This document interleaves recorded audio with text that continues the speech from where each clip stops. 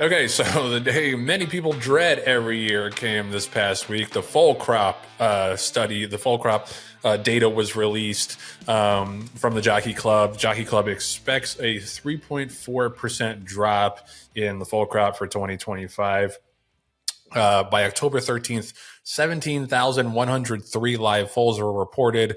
Numbers expected to reach 17,300. This is a slight dip from last year's number of 17,700 live foals. And it's not like a huge drop in and of itself, but obviously you have to look at the context.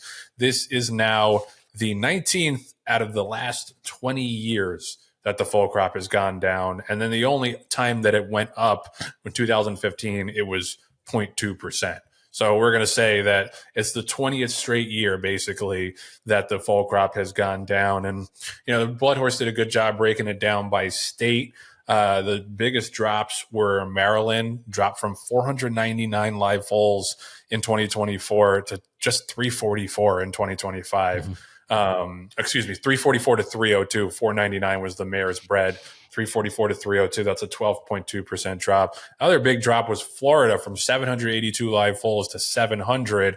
Wonder if some of that had to do with maybe some of the turmoil around Gulfstream Park. No question. I hope that rebounds, assuming that we're able to, stave that off and find an alternative for Florida racing. New York was up 672 to 704, so that's like mildly encouraging. But John, you have more insight on this as a breeder. What's your reaction to the latest foal crop numbers? Well, the 2 decade straight decline in number of foals is obviously concerning. And you can say maybe 15 years ago there were too many foals that were being born, and that now with track closures and all the other things that are contracting the industry, that it's being seen through the number of foals produced every year. You can certainly make that argument. Like any economic analysis, there's supply and demand, and you can see there's a great demand for foals right now. And is it because of the artificial bumping of tax benefits? Probably. That's part of the reason why. The economy is strong. People are willing to invest in secondary industries, non-primary industries, like horse racing now. So there's a lot of factors that are going into why I think that you may have a higher percentage of foals being, or a higher number of foals being born 25 into 26.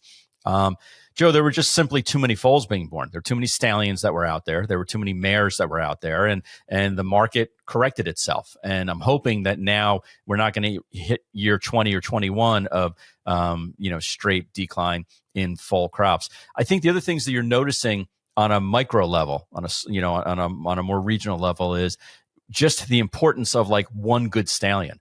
And Bucaro went from Florida to New York and basically took like 100 and something mares with him in essence, where, those mares were being bred to him when he was in Florida, and he went to New York and bred to, I think it was like 190 mares last year. Wow. So basically every mare with a heartbeat in New York was being bred to like Central Banker or Bucaro. But it shows you on the regional level the importance of like one popular stallion, how that can make a huge difference in the numbers. And I think we'll call it the Bucaro tipping, okay, as it were, as to why those two states were changed. But you hit the nail on the head as far as Florida. There was, I know from talking to David O'Farrell at Ocala Stud, there were a lot of people that were scared off of breeding to Florida stallions and or keeping their mares in Florida to have Florida breds when the specter of decoupling and not having year-round racing in Florida was preeminent. I mean, it almost happened, as our listeners know, from our shows. Joe, you and I brought up this isn't necessarily directly on topic, but you and I brought up a number of months ago artificial insemination. And the importance of it, and why it would make things safer, cleaner, better for the industry. And look no further than like Pennsylvania, that 440 mares were bred, and they had 220 mares. Now I don't have your math mind, but that's basically 50%. Okay, as far as a fertility and live foal rate. And Indiana was like a third overall. They had 404 mares, and 178 of them, had live foals. So there's definitely something missing, in some of these states. You can say the same thing about New Mexico and even Canada and Louisiana, where, there's something being lost in, and we'll have to do a deeper dive, but were these mares going to Kentucky being bred once or twice and then shipping out of Kentucky to their home states and lost the pregnancy, at some point in time, or didn't get pregnant because it was just too damn expensive to keep shuttling mares back and forth from your home base to Kentucky? I'm sure that was part of it.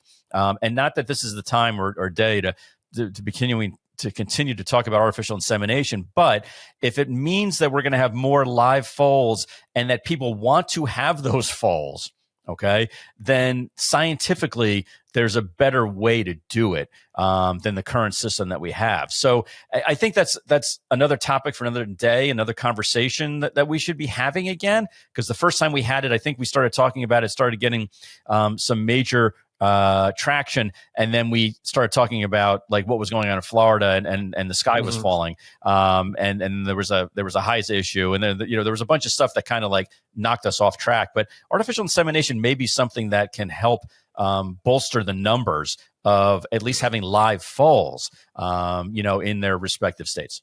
Yeah, I mean, we did broach that topic. We weren't able to really drill down on it, but that's something I want to definitely discuss in detail more and more. I mean, as we've said, like when you talk to people who are outside of the racing and breeding world, they're stunned that we don't do artificial insemination, that there's actually a physical breeding every single time. So I think that's, and especially, if you want to get the live foal percentage higher, John, you've talked about like the logistical problem of having to ship mares back and forth, and how that can affect the pregnancy and all that stuff. Yeah, it's definitely something worth talking about more. One other thing that I read that made me think it was a typo, I had to read it like 3 or 4 times from the Blood Horse article. It says the number of 2024 stallions is down 6.9%. That sounds like a lot. But then it says from the 1,181 reported for 2023 at this time last year. What?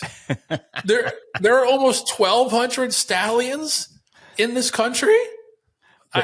That is absolutely staggering to me. You want to talk about a glut where there's more supply than demand. We talk a lot of times about the too many graded stakes and stakes races and all that stuff. What, John, why on earth are there almost 1,200 stallions? That is a staggering number. Well, but to be fair, almost 200 of them, it's like 190 something. So we're going to round up and say 200 of them were bred to one mare during the course of the year. So still, even if you subtract those, you're talking 1,000 stallions. Yeah. No, that's true. There's 1,000. I mean, I didn't do a deeper dive as far as like how many were less than 5 mares that were bred, but I think that's a legitimate, absolutely legitimate point.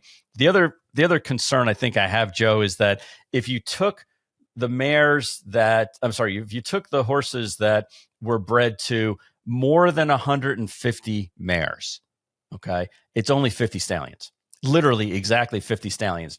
Caracaro was 151 mares bred in 2024, and he was the 50th most popular stallion as far as number of horses. So I think that's to me, that's a bigger concern, because it represents a much higher percentage of the overall foals that are being born.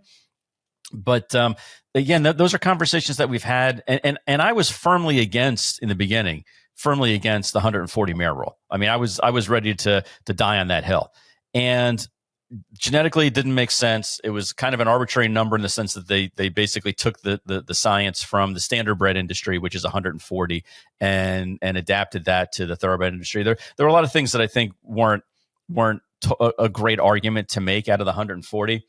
But what I'm seeing is that you can still have a free market situation and limit the number of mares that a stallion is bred. I don't think 140 is the number, but whatever the number is, you can still work that out and still have a free market system, because the ones that people want to breed to, if the magic number is 200 and they want one of their mares to be bred to justify, and they want it to be one of the 200 and not one of the 85 that get left out, maybe they're willing to spend more than the 250 stud fee at that point, and that makes up the difference between what is lost in the current system compared to if it's a 200 mare cap.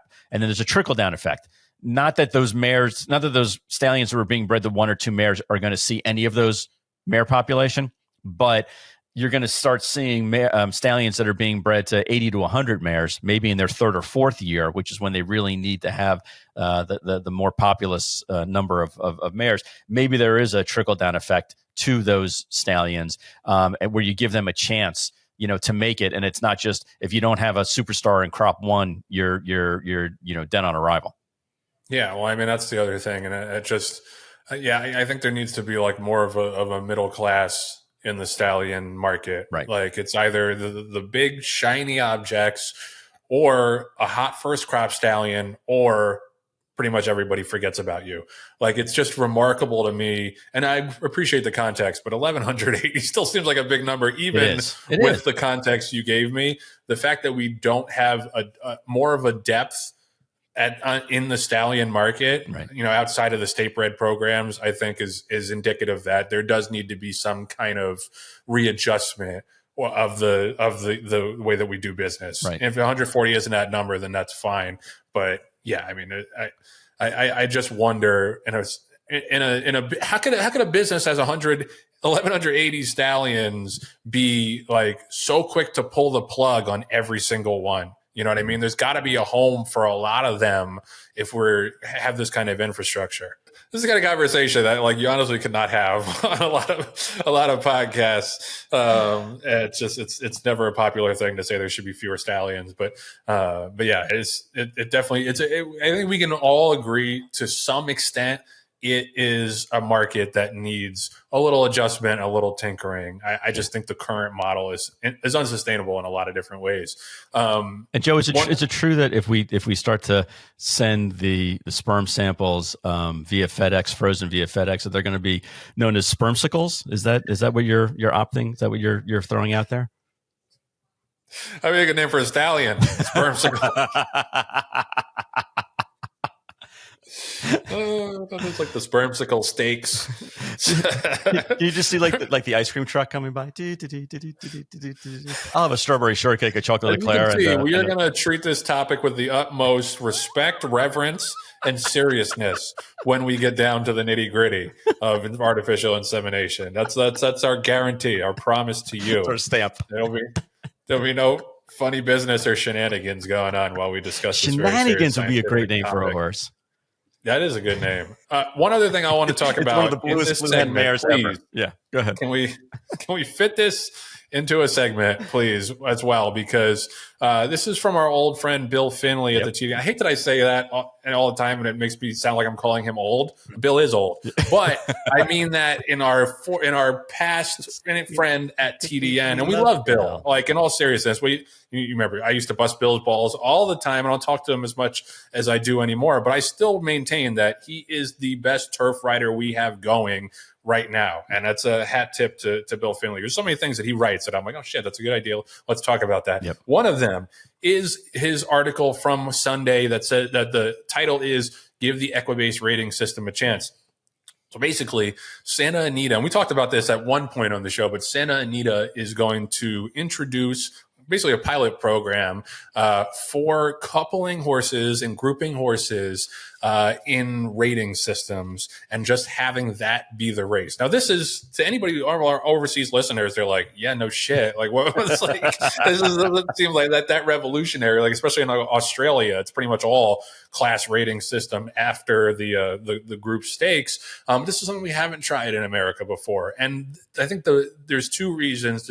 There's two thrusts to this program. And one of them, shout out to Chance Moquette, who I think we should have on the show at one point. He was one of the people that was behind this effort to begin with. The first thing is to have better field size and have more opportunities for horses to run at the lower level.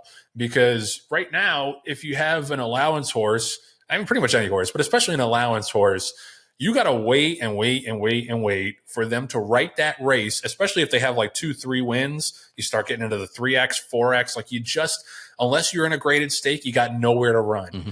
And what this ratings like caste system kind of does is make races for horses that are at a certain level that would not necessarily get those races to go in the allowance ranks. The second thrust. And the second kind of idea behind this is not to have as many claiming races. And it's claiming races are also something that are not common overseas. I mean, there's some in Europe, but in general, it's not usually a thing. And I think we can all agree that claiming races are they're great. And you got the claiming crown coming up, and I love that they fill the fields. But on a day-to-day basis, trading older horses for 10, 12, 15,000, $20,000 is not the safest, not the most intrinsically I guess clean way to conduct business and racing.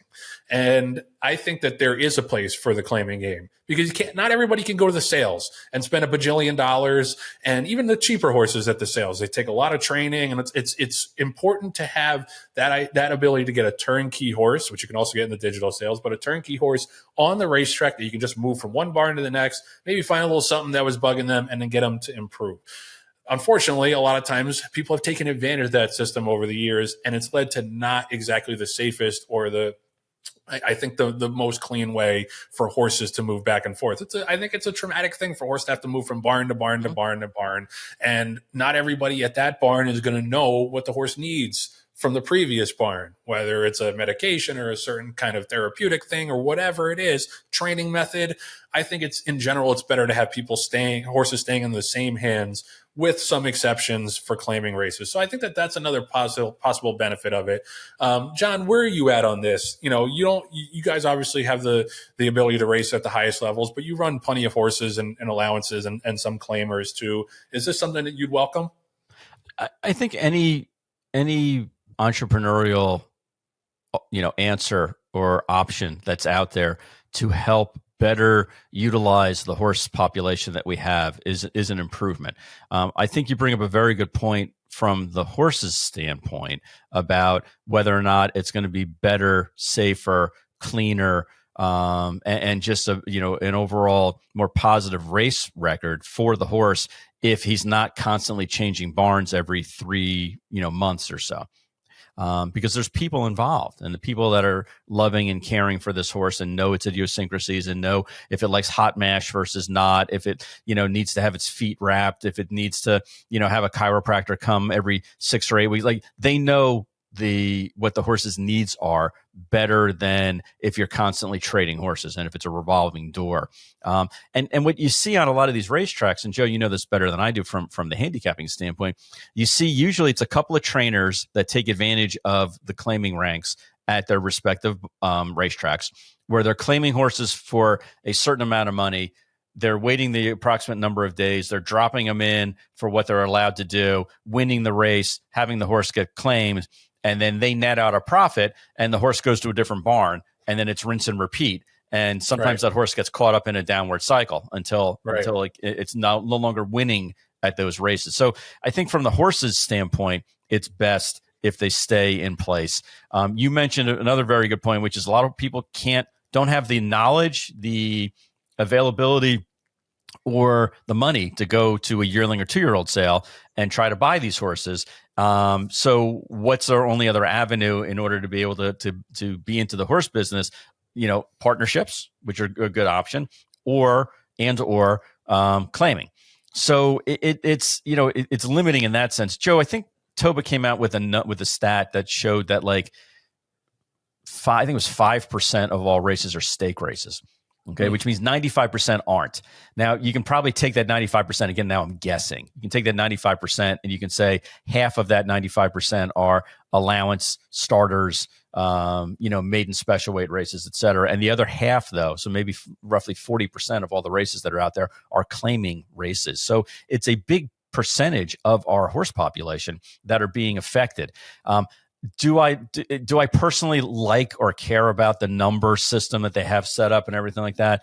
To me, that's not as important. What's important is that it's giving the racing offices and the trainers and the owners another tool or another option to utilize and run their horses in a race that otherwise they would have been exposing the horse to potentially get claimed, and no longer be a part of their barn. And again, in a shrinking pool of inventory, where are people going to, have the ability to get a horse and have an immediate return on their investment, possibly, of claiming a horse, keeping it for a while, and then, ultimately deciding what to do with it at that point? Yeah, no, I mean, that's what I think. I think it should be like a hybrid system. There definitely should still be claiming races. I think we can lower the floor at a lot of tracks. I don't think we should be running 4,000, 5,000 claimers anywhere in America. Right. So But you mean raise the floor? Raise the floor. Excuse me. Yeah, raise the floor. Yep. Yeah. That makes more sense. Yep. I don't think 10,000. I think 10,000 is a reasonable number Right. to have as the bottom level all across the country, such as is feasible. But yeah, I think it's, in the same way that it's good to have horses available for people to bring into their barns to succeed with. It's similar to your point. It's also valuable to have horses that stick around in people's barns that you don't have to risk for a tag. And that's an issue that we run into with West Point, sometimes, because, it's, if a horse can't compete at the stakes level and the allowances don't fill, or maybe they can win a maiden race, but they can't quite, cross that 1X or 2X level, what are you going to do? You got to stick the horse in for a tag. And, West Point unfortunately gets claimed off of a lot. I think one of the main reasons is that everybody knows we don't run hurt horses. Right. We run sound horses. So I think most people follow us around and will put in a claim slip when they otherwise wouldn't have. And that's not a guarantee in a lot of claiming races. So we've had partners who are like, it kind of sucks. I got like 2-3 races, and then because the horse couldn't win an allowance, we had to put him in for a tag, and someone got claimed him, and that's it. Right. That's all I got from my investment. So I think that there are a lot of people who have a lot of horses that are not superstars, but are okay enough that you don't want to risk them for a tag. Right. And I think that that's where this fits in. And anything, like you said, anything that increases field size and competitiveness of races. I think of the Aqueduct Winter Meet. Now, hopefully things will get better at Belmont when they have the synthetic and we'll have fuller fields. But the Aqueduct Winter Meet is pitiful. Yep. It is an awful, unbettable product. And I like to support New York racing, but I'd be crazy to be betting those cards in the winter. And I think that something like this, where you have more options for a smaller horse population, can help keep horses running, and then keep horses, it's in a rhythm where they can run 5-6 times a meet instead of waiting 4-6 weeks for a race to go. Right. Well, and the key component from this entire show has been, if you want to run in a place with a smaller field, run in one of the Breeders' Cup races, because there's not a full field there. See how we went full circle there, audience? Hey, Joe, can I mention one other thing about our intrepid reporter friend, Bill Finley? Yes. Okay, because aside from the article that you mentioned, he actually published an article this afternoon. Now it's going to sound like the Bill Finley show this afternoon. Oh, yeah. Talking about our beloved Monmouth Park and the fact that Monmouth Park, this was in the TDN, Monmouth Park's 2025 meet ended September 14th, but almost 40 days later, horsemen are still looking to get paid. 40 days. That's 7 weeks or 6 weeks. 6 weeks. Now, Dennis Drazen is chairman, CEO of Derby Development and operator of Monmouth Park. He actually sat in for the interview. He actually did respond to Bill's inquiry, which I give him a tip of the cap, because a lot of people would have just hit and been like, screw them but to Dennis's credit, he actually not only, responded to Bill's inquiry, but also gave a couple of quotes. And let me just read, a couple of them verbatim. This is from Dennis Drazen, CEO of Derby Development, the operator of Monmouth Park, who vows that the money will be available shortly. Quote, "The process with purses is that we collect money from account wagering, live handle, and our OTWs. We do 7-day reports and send them to the state, and they have to reconcile all the numbers. Then they send us back the money. I think we sent them money again last Friday. I'm assuming that means with regard to the end users, the trainers and the owners. We're waiting to get more money from them, and we will pay purses. There should be no concern whatsoever that purses won't get paid." Drazen estimated that it will be, quote, 2 to 3 weeks since the money received from the state to fund the purse account. And then Bill goes on to talk about how a couple of New Jersey horsemen who spoke on the condition of anonymity said that they've been waiting for more than 7 weeks for their money, which is where they were coming up with the 40 days. Okay. In addition, people now that's one, reason why they haven't gotten paid the money, because the state hasn't paid, the track, and that money hasn't been dispersed. I understand that argument. I understand that discussion. And, we have purse monies of our own that are still sitting in limbo at Monmouth Park. But I understand the system and the process. Okay. Here's where I think it goes off the rails a little bit. In addition, people who have had horses claimed off them at the end of the meet have not been able to withdraw money from their accounts. With New Jersey horsemen about to scatter across the country, this is from Bill Finley's article, for the winter, some are saying that money is essential to pay for costs of shipping and reestablishing themselves on a new track. That's something that I don't think falls under the state hasn't paid us their subsidy yet, and therefore we haven't had money to pay for purses. That goes into if monies have been injected into the system, which you have to do, Joe, in order to claim a horse. You have to take certified funds, transfer them over to your to your horseman's account at Monmouth, and then you utilize that to claim a horse. If you're unsuccessful in claiming the horse, or if a horse gets claimed off of you, that money should not be encumbered, because that money was certified funds going in, stayed there, basically went from one account to another. So went from your right pocket of Monmouth Park to your left pocket of Monmouth Park.